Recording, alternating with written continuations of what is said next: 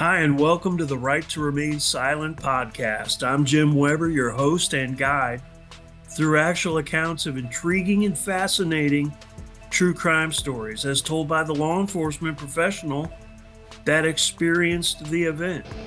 The Right to Remain Silent podcast makes no exaggeration of fact, doesn't glamorize details, or sensationalize reality. The format here is basic. Real stories from real cops. Lastly, please don't forget to like, follow, subscribe, and share.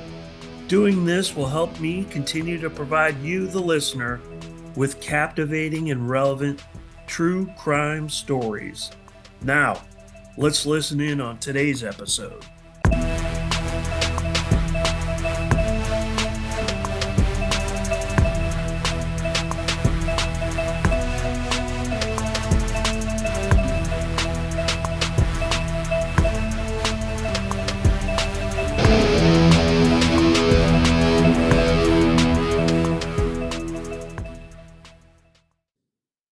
Okay. Greatest towers in the city. Sure, that's going to be super helpful. Right. So I was able to get ProNet to work with us and the FBI, providing these devices. And of course, we didn't have enough to cover the entire city of Seattle because, again, the expansion of banks, there were probably at a couple hundred banks. So I went back again, just like I did with the prediction, and what are likely targets? What are likely targets using the database? So I came up with a total of 54 banks. There's 22 C-First banks, 19 First Interstate banks, and 13 U.S. banks that I'll quick facilitate or oversee the installation of devices, and specifically in the vaults, because he was in the vaults. Okay. So that occurred at that point in time, and one thing I did with that was, prior he had taken that die pack from the First Interstate robbery, so he knew what die pack was. So I purposely, in the vaults, I would put a die pack in one location of the vault, and very next to it, I would put a box full of money, and in that money was the tracking devices. And you look and say, "Oh, that's the die pack. I'm not taking that." Sure. That makes sense. That's a good ruse almost. Mm-hmm. So that began. Only problem was that shortly after that, we had a robbery in Bellevue, Washington. Two young kids had robbed a bank, and they got caught shortly after because they had taken these ProNet devices. And we had kept those pretty quiet, because even the bank robbers, when arrested them, they didn't know how we caught them because we would not divulge the fact they had electronic tracking devices. Sure. They had cash. Yeah, you don't want them knowing it, so they counter your efforts. Right. But the problem there was somehow it got out in the press that these two had been caught on these tracking devices. So guess what? Scott read the papers. And he found out that these people, these two guys in Bellevue across the lake, had been caught on these devices. So he's thinking, well, okay, another challenge for me, but I'm going to figure out how to defeat this. Sure. That was his mentality. Sounds like it. Yeah. So in November 22nd, which was, 5 days before his last robbery, he robbed the bank specifically to get how to identify him and how to defeat him. Wow. Yeah, this guy's serious. This is sounds like a true professional bank robber. Mm-hmm. So this was a Wells Fargo bank in North Seattle. Scott, Steve, and Mark were all together. They took the ProNet and were looking through the money on the getaway and found both the tags and threw them out under the road. Went back to the. So now he knew what they looked like, and how to identify them basically, and not, in this case, just throw them out of the car. Sure. That's a proactive bank robber. I mean, he's putting a lot of effort and thought into this. But that robbery was different too, because he did not wear his typical disguise. He wore a ski mask and a big coat, and he was not Hollywood. He did it specifically, so we knew it was easy to think that wasn't in Hollywood. Sure. We get the devices. Yeah, he didn't go in with the Hollywood persona. No, changes MO completely. Yeah. Wow. And that's all. No, go ahead. Last one, Yeah. So now that's robbery 18. Then we get into the last robbery. This is where it starts to ramp up and get the entire investigation and conversation is interesting, but it continues down that path of very interesting here. Mhm. The last robbery, now this is now 4.5 years into this investigation. Um, that when it was a Thanksgiving Eve, Wednesday, typical weather in Seattle.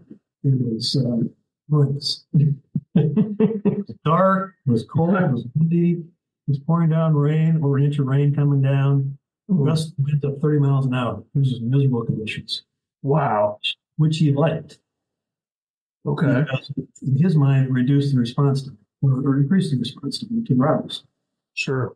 Even that more, makes sense. More screening, more protection, whatever you want to call it, because it's bad weather. People weren't out, going to the bank. So, just a personal story on that one. That morning, I was going to work, and my wife Marie, of course, she lived this case with me for all those years. I can imagine. Yeah. And I don't know if obsessed was the right word, but that was my life at the time. Was this case? I mean, Yeah.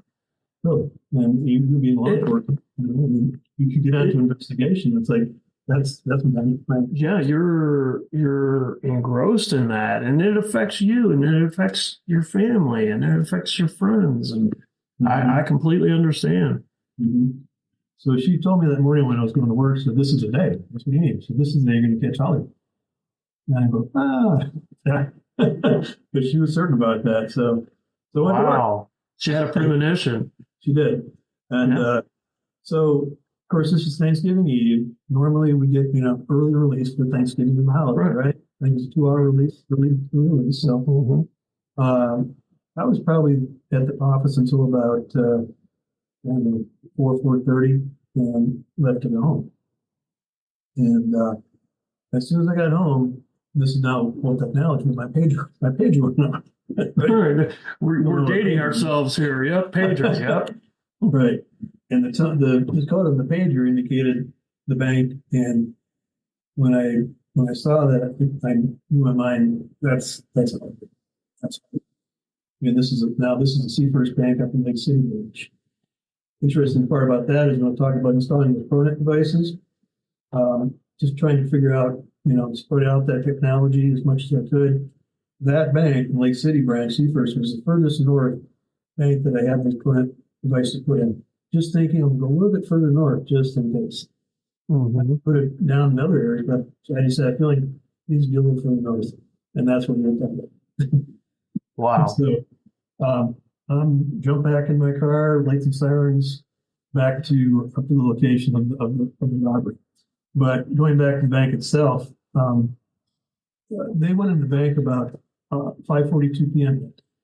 In work. Where the tellers had stepped away from the counter. Mark was covering the lobby. Excuse me. And then Scott takes 2 employees back to the vault and fills up the bags. He gets radio communication from Steve to get out because the alarm had gone off to Seattle Police Department. They had set up multiple alarms inside the bank. So they leave the bank at about 5:46. So in the bank about 4 minutes, which is a lot of time in the bank. 4 minutes is a lot of time. Sure. Yeah, to the average person, 4 minutes is nothing. But when you're inside there and that activity's going on, I would assume it seems like an eternity. Mm-hmm. They left that bank with $1,080,000. Wow. $1,080,000. Wow. So essentially that bank, that one incident, the take equaled essentially their entire take on all the previous robberies. Is that accurate? Yes, they doubled it right there. So they jump in the getaway van. They throw the money in the back of the van.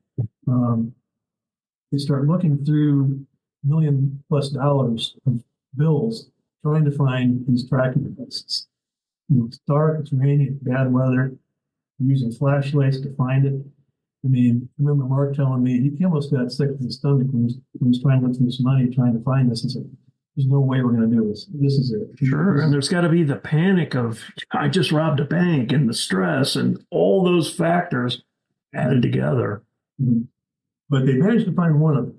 I'm not sure how, but they found one and tossed it out. But they didn't find the second. So anyway, I'm racing up to the scene. And at some point in time, I heard on the radio, shots fired.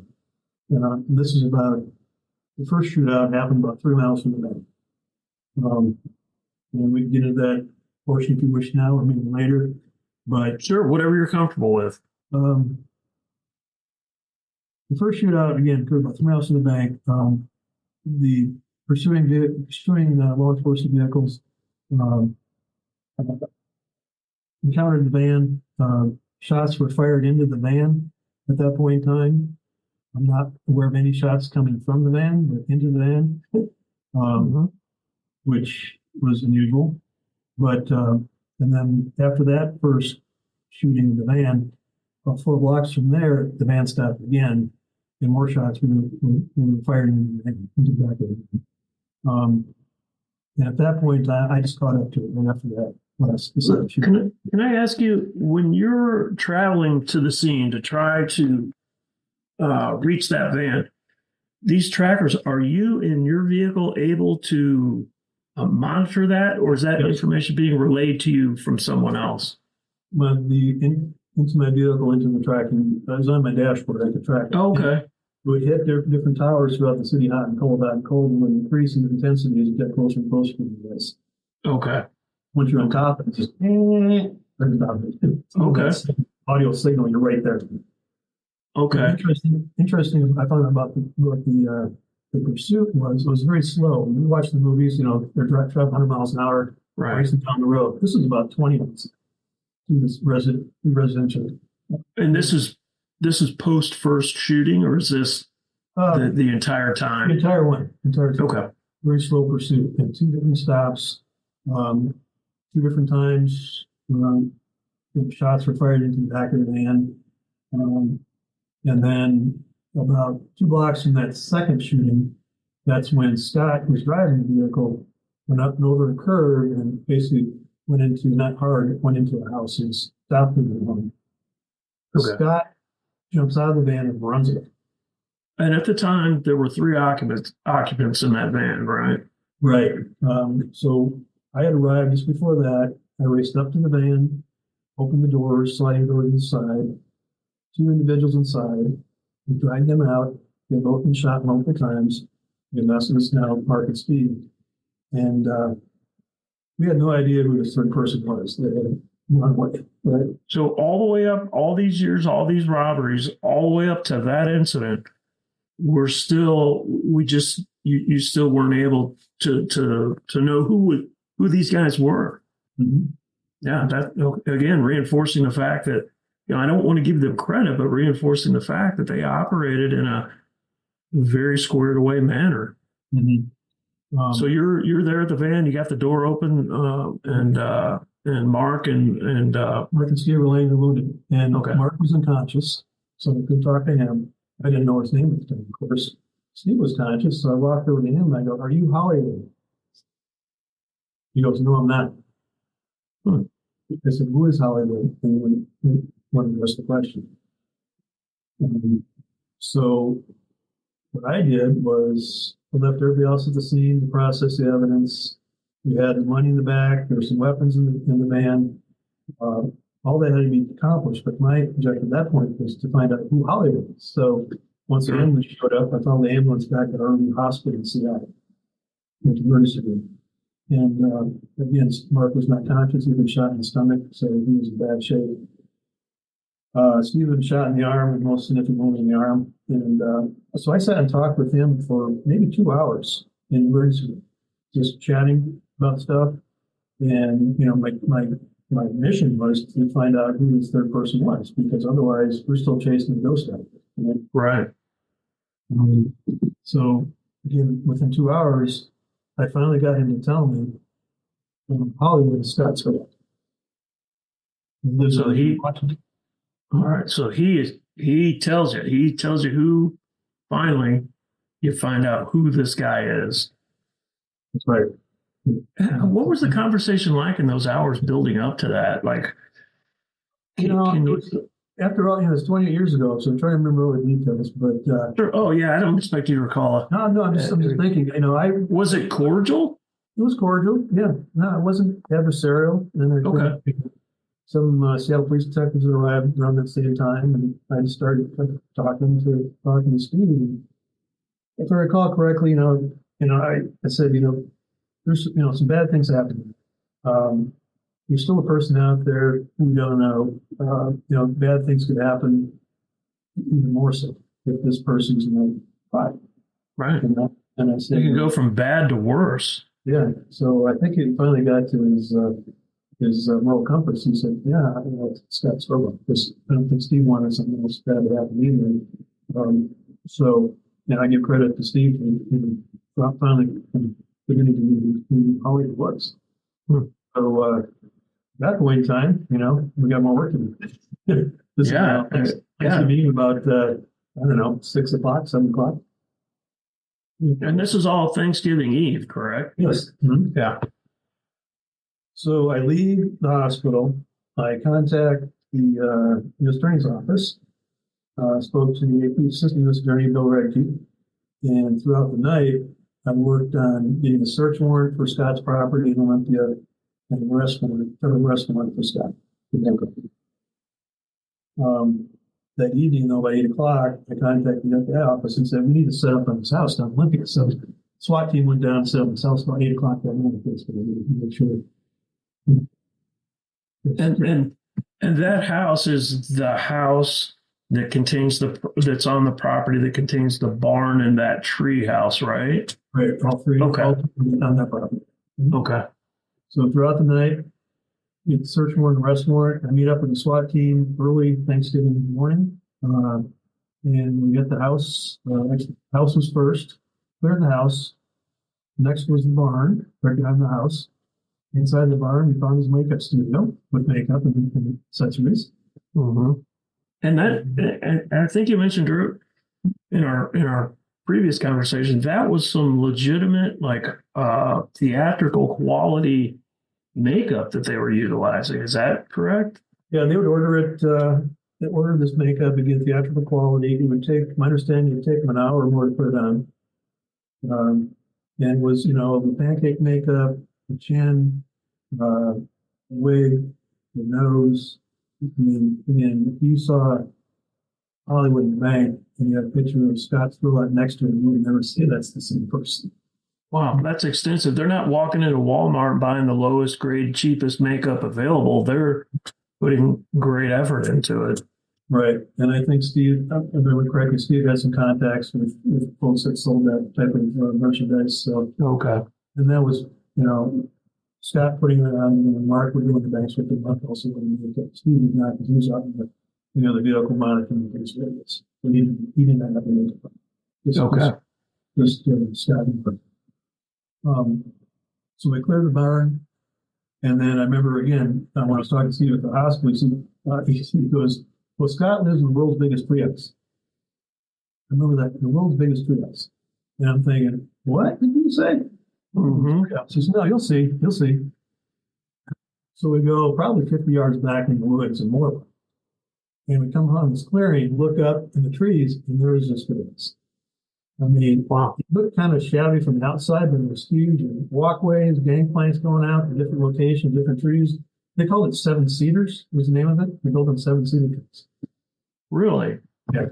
Was just seeing it, like you just said, just seeing it from the outside in the Netflix show, it looked rickety from the outside, but on the inside, again, just watching video of it, it seemed fairly solid, stable. Well, it was, yeah. And the inside was very nicely decorated and trimmed out. I mean, it looked like a house inside. Sitting in a house that was up in trees. Yeah. Was there electricity run to that? Yeah, they had, not plumbing, but electricity, I believe they had. And I think Scott would spend most of the time out in the treehouse. And then, of course, he had the house where the guests would stay. But that was the thing, because he and Mark and Steve had built that treehouse in, I believe, about 3 months. Wow. Wow. But so when I walked back in the woods and I saw this treehouse again with the tactical team, my first thought was, how are we going to clear this thing? I mean, how are we going to? We had no idea Scott could have been there. Yeah, I didn't even think of that. yeah, that in itself is a whole nother animal. Yeah. So, the SWAT team leader and we were looking at this and how are we going to clear? So, we had a bullhorn, and so we called out, Scott Scurlock, come out, hands up. Nothing happened. Yeah, Scott Scurlock, come out, hands up. A woman walks out of the treehouse. Oh, wow. Um, I'm assuming that was a surprise. a little bit of surprise. Yeah. So we had her come down the walkways down the steps. I mean, there were ropes coming out. There's, all kinds of crazy ways in and out of that treehouse.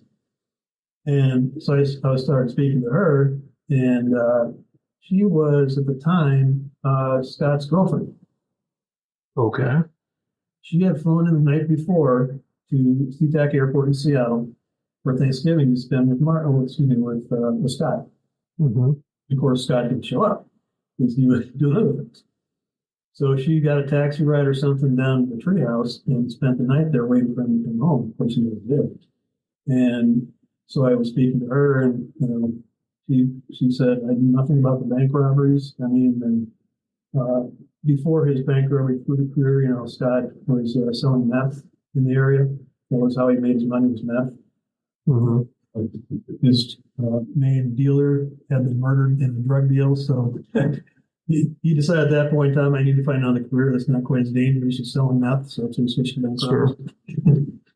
Yeah, no kidding. Let me ask you this: the program, Myers talks about Scott not only selling it but manufacturing it, producing it in like massive quantities of it, according to Myers in the program.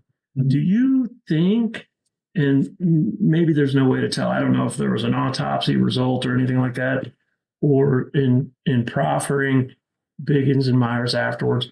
Was there any indication that these guys were using or fueled by meth during these robberies or anything like that? Or is that just there's no information available on that? Well, I would have to say that based on their sophistication, level of sophistication in this case, I don't believe that they could have been operating at that level at the same time being under the influence of something. That makes sense. To answer your question, I would have to say, to my knowledge, no. Sure. Sure. That makes complete sense. Okay. Yeah, I was just curious about that because the way it was explained in the program is I can't remember, one of his friends said he was that Scott was a moderate user in addition to manufacturing and distributing it. So that was just something I was curious about. Yeah, again, I don't believe your answer makes complete sense. I don't believe that as far as any substantial use, I don't think that was the case because they would have the plan like they planned and did what they did. Mm-hmm. Yep, that makes complete sense.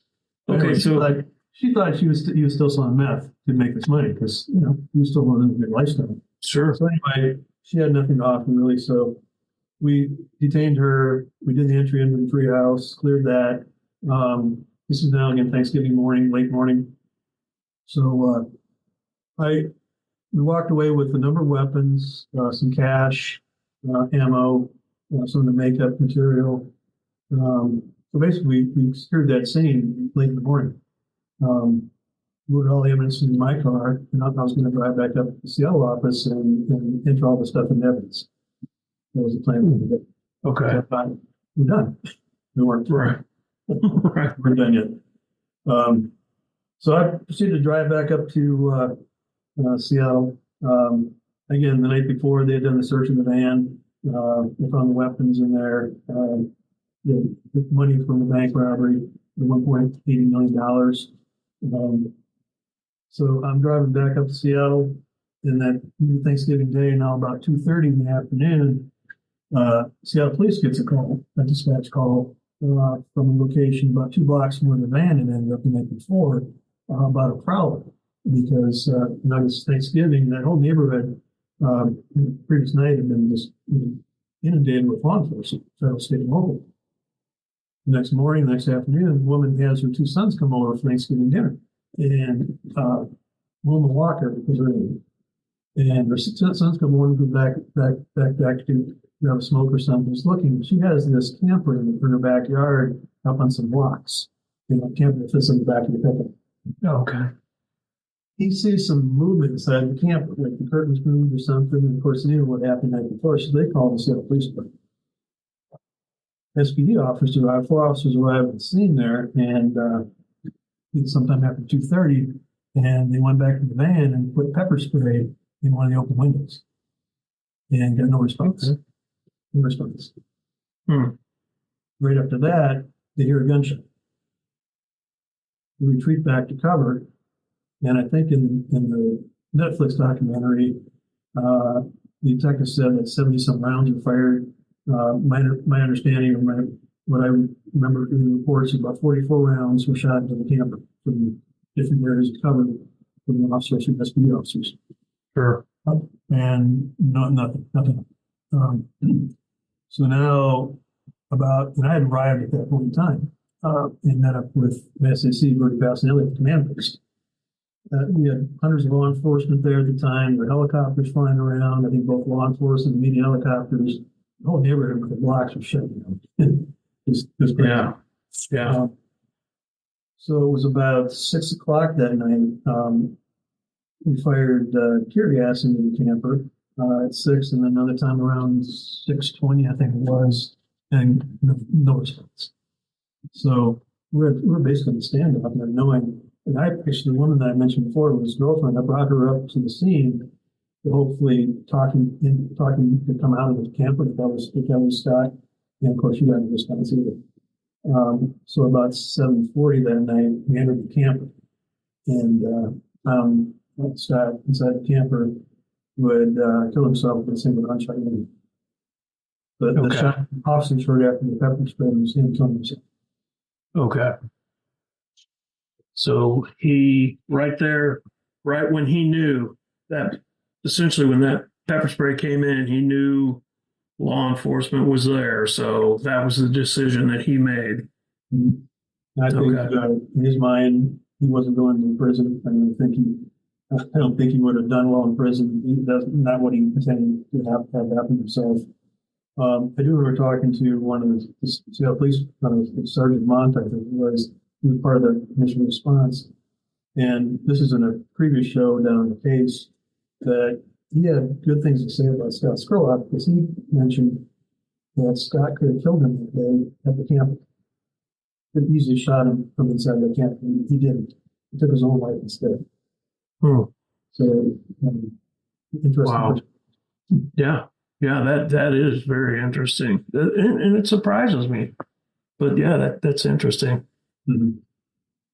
So again, made entry. I'd taken some photographs from the house because we did have, we needed some photographs of Scurlock because we had to figure out who he was. Sure. So I brought one of the photographs in with me inside the camper. And the body's underneath the table, and pause it right again. So you knew at that point that's Hollywood. Mm-hmm. Mm-hmm. Okay. So we searched the camper. He had 2 handguns on him. I brought a handgun and a Glock 9mm pistol. But at that point in time, there was still a lot of work to do. But we finally were able to at least put some closure to that portion.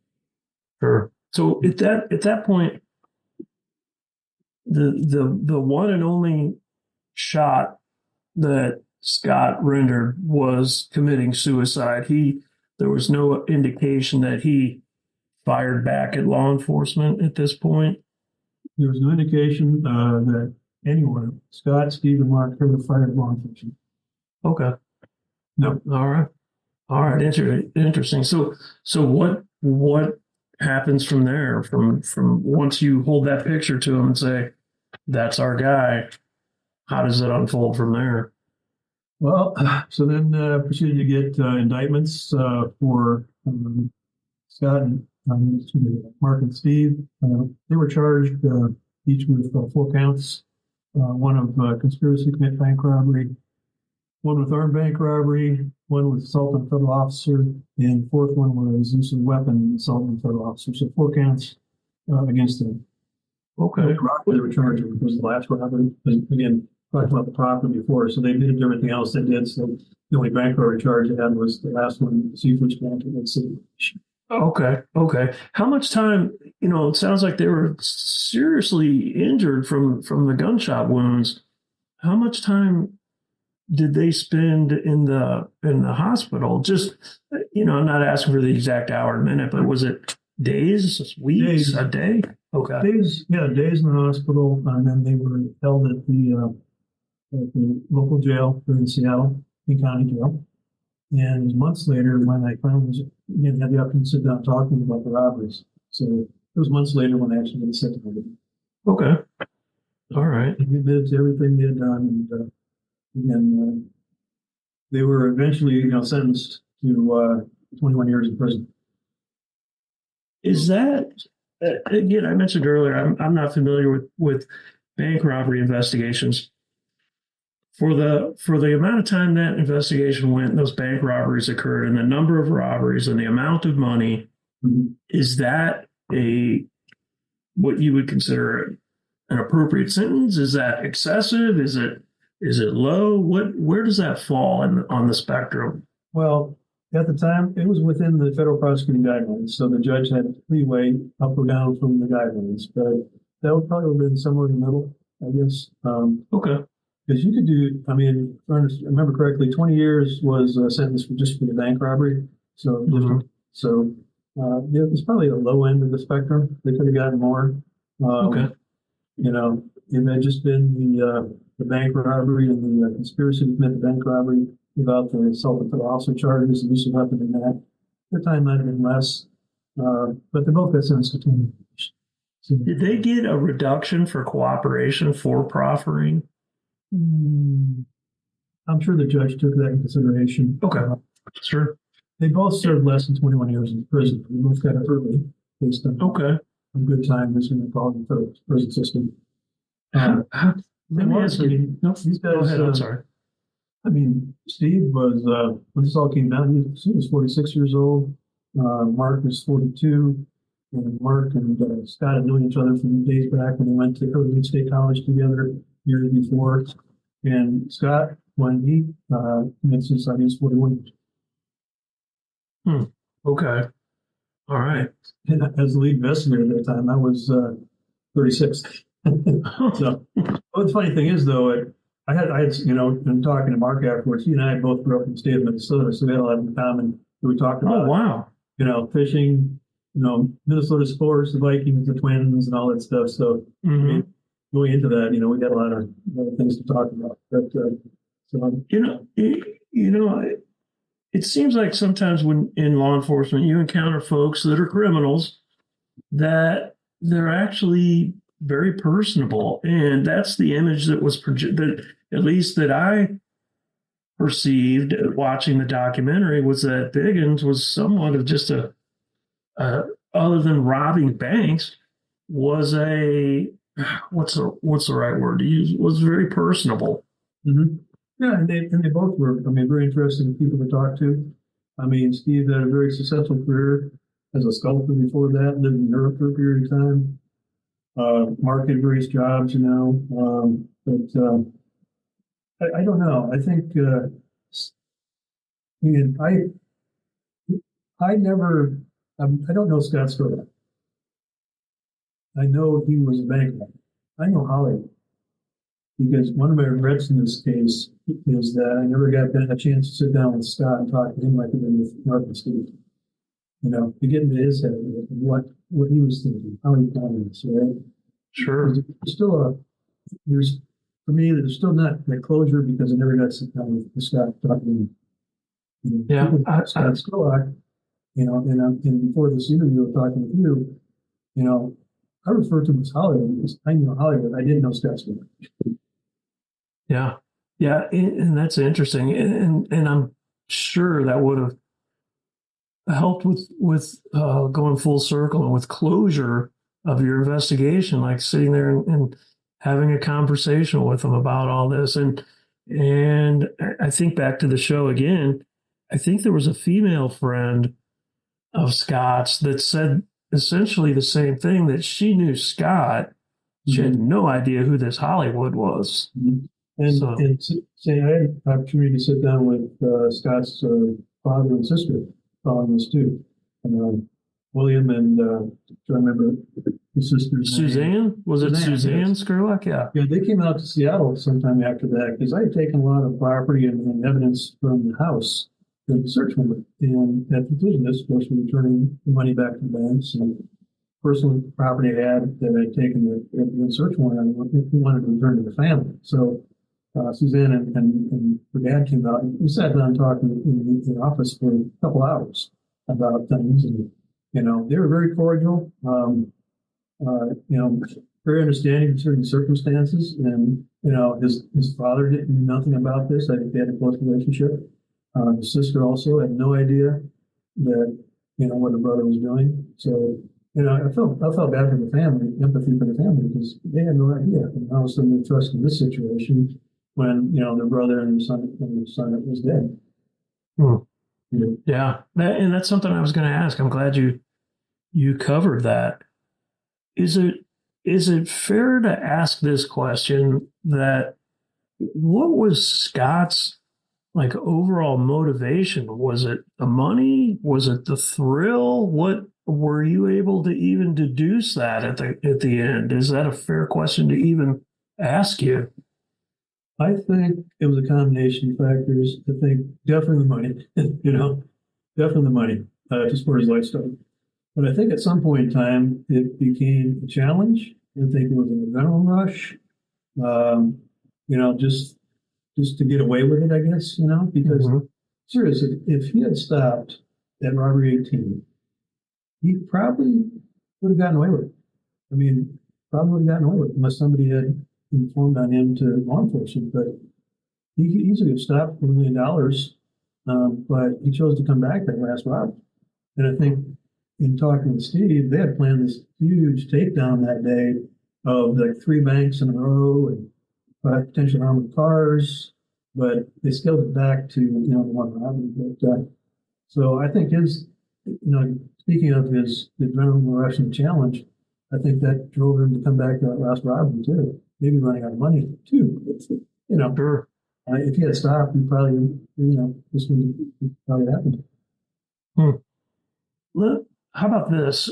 Were you the program referenced and read the diary journal entries of Scott? Was that, did you seize those? Were you able to review those? Did they provide anything of benefit to you? I was not aware of those diary excerpts until I saw the show. Those came from an associate of his and the family that had those for years. Sure. So no, I never heard those and seen them before. All right, yeah. But it was interesting little insight into what he was thinking. Those excerpts from his diary. Yeah, that was the first I guess the producers of the show were able to get a hold of those, just like they did the home video or home movie footages that they utilized in the show. Mm-hmm. Yeah, I'd seen some of those before, but it was interesting to watch after the fact. So. All right. So there were a total of, I'm just kind of winding it down here, total of 19 robberies and a little over $2 million in money taken from all these different banks. And it was it a 4.5 year period, you said? 4.5 years. Yeah. Yes. Yeah. Sounds like quite a fascinating and exhausting investigation. And Myers and Biggins received 21 years, you said, for their involvement. Okay. Yes. All right. Well, is there anything else about the investigation that would be fair to mention at this point? Well, the only thing I would say is, talk about their previous history, with Scott selling meth and such. But to my knowledge, neither Steve nor Mark had any previous criminal histories. Scott did have limited criminal history. He had encounters with law enforcement during his robberies, not in the robberies themselves, but he'd been arrested 3 times between 94 and 95 for different things, which is, I found interesting. Actually, his first arrest was, he was down in Louisiana. In April of '94, he got arrested down there for simple robbery, disturbing the peace, battery, criminal damage. I don't know all the particulars of that, but that was in Louisiana in '94. And I believe that might have been in conjunction because at the time, I think that Steve was living down in Louisiana, so it might have been a visit down to Steve. He got arrested in October '95, or excuse me, June of '95 first, in Olympia, Washington, for obstructing law enforcement officers, the little details. And then October '95, by Thurston County Sheriff's Office for malicious mischief, whatever that was. Wow. That was Scott's only criminal history. Those three arrests. And In the grand scheme of things, a mastermind criminal like that, that's not an extensive criminal history. You're right. No, he kept below the radar, and again, he kept a lot of things to himself, which I think affected him. Good. Yeah. Would you be able to? Would you want to briefly discuss the Netflix show How to Rob a Bank, and how did that come about for you? Okay, so actually, this whole media attention to it started years ago. Because just shortly after the robberies, a crime author named Ann Rule wrote a book called The End of the Dream, which is, to my mind, not very accurate. I'll say that much. Mm-hmm. Subsequent to that, FBI Files did a spot on this, which I was on. I was still working at the FBI at the time. And then around that same time, CBS 48 Hours did a spot on it too. I was working still at the point in time. And then 5-6 years ago, I was contacted by the producer of the Netflix show, Seth Borges. I think he had been initially contacted by Scott's sister, Suzanne, about it.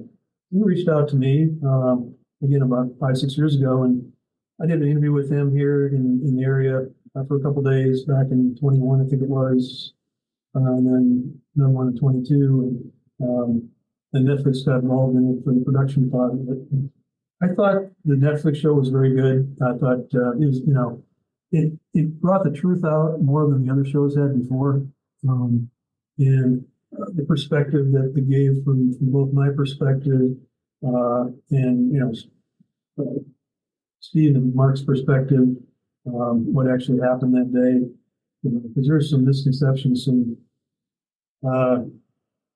some untruths that are out there about what actually happened that day, particularly on the shootout, that I think came out open in the show. But I think the show had good perspective on what these people were about, and I don't think it glorified Scott. Maybe people might think that a bit, but the main character of this investigation was not me. It was Scott Scurlock. We would be sitting here talking today with it was for Scott Scurlock. I'm not condoning his activities by any means, right? The show, I think, is well worth the watch, and I think I heard there is some talk, potentially, about actually making a little film about this at some point in time, but we'll see what that. Sure, and I think it would be with the quality of films out there that I've seen and heard of. I think this would be a great investigative topic, subject material for a movie. I kind of hope that happens, and I'll keep my ears open to see if that ever happens down the road. Mm-hmm. But yeah, I have to agree with you. I think the Netflix program was interesting, well produced. It laid the story out, and I'm glad I was able to see it. And more importantly, I'm extremely thankful that you were willing to sit down and talk with us today. My pleasure. My pleasure. And, I think it's a story worth being told, and honestly, there's a lot more behind the story that wasn't covered in the documentary, and probably don't have time for it today. But that's why I think there's more to tell in the story that hopefully down the road maybe in some other production get out. But sure. I would have to say, I spent 29 years in the Bureau, and retired 8 years ago. All the cases I worked in different programs and such. Notwithstanding the show coming out and our talking today, even before that, this is a case that I always, not every day, but quite often reflect back on. And I can't say that about other cases I've worked. Other cases important, but this one, something that sticks in my mind. Mm-hmm. Yeah. And that's typically one of the questions I'll ask a guest is, hey, what was the most interesting investigation or case of your career? And I didn't think I had to ask that today to you because I'm simply assuming that this is the one of, if not the most interesting. Although your bio, hey, the Green River Killer, your career in bank robbery investigations.